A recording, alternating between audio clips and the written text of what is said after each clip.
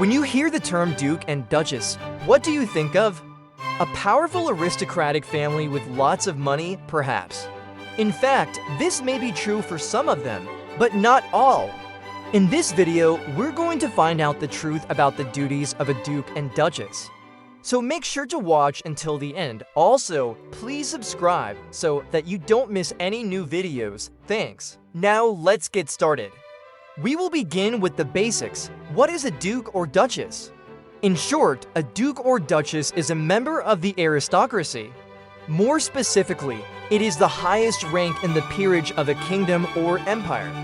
Dukes and Duchesses hold royal titles, but they are not members of the royal family. They have important duties to perform, which we will discuss later in the video. But first, let's go back to the beginning. How did they come to be? The title Duke originated in the 9th century when the Frankish king granted certain territories to his most trusted military commanders. These territories were called duchies, and the commanders were given the title of Duke. Over time, the title became hereditary, meaning that it was passed down from father to son. To date, the term Duke is used in several countries, including Belgium, France, Germany, Italy, Luxembourg, the Netherlands, Spain, and the United Kingdom. In the UK, for example, the highest-ranking Duke is the Duke of Lancaster. He is followed by the Duke of York, the Duke of Edinburgh, the Duke of Newcastle, and the Duke of Wellington. And the female equivalent of the Duke is the Duchess. Just like the male counterpart, the title can be hereditary or it can be awarded by the monarch.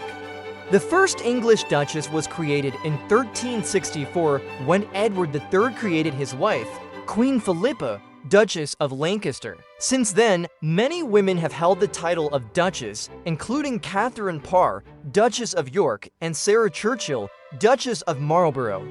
What are their duties? Now that you know where the title comes from, it's time to learn about their duties. You might be surprised to learn that there is no official handbook for dukes and duchesses. Their responsibilities are largely ceremonial, and they are expected to perform certain duties in order to maintain the dignity of the monarchy. These duties can include attending royal events, both in person and in absentia. For example, the Duke of Edinburgh represented the Queen at the funeral of Prince Philip, Duke of Edinburgh. On other occasions, the Duchess may represent the monarch. This was the case when the Duchess of York attended the wedding of Prince William and Kate Middleton in 2011. In addition to representing the monarch at various events, the Duke and Duchess are also expected to support charities and good causes. For example, the Duke and Duchess of Cambridge are patrons of the East Anglia's Children's Hospices, while the Duke and Duchess of York are patrons of the Royal Ballet School. The Duke and Duchess may also be called upon to provide military leadership in times of war or national emergency. For example, the Duke of Wellington led British forces to victory at the Battle of Waterloo in 1815. However, this is only one aspect of their duties. In addition to their public duties, the Duke and Duchess are also expected to set an example of proper behavior for the rest of society. They should be seen as role models, and their actions should reflect positively on the monarchy. This means that they must avoid scandal and controversy at all costs. If they are caught engaging in bad behavior, it could damage the reputation of the monarchy and cause serious problems for the country. It is for this reason that the Duke and Duchess are often referred to as being on their best behavior at all times. The truth about duties of a Duke and Duchess. Now that you know a little more about their history and responsibilities, it's time to reveal the truth.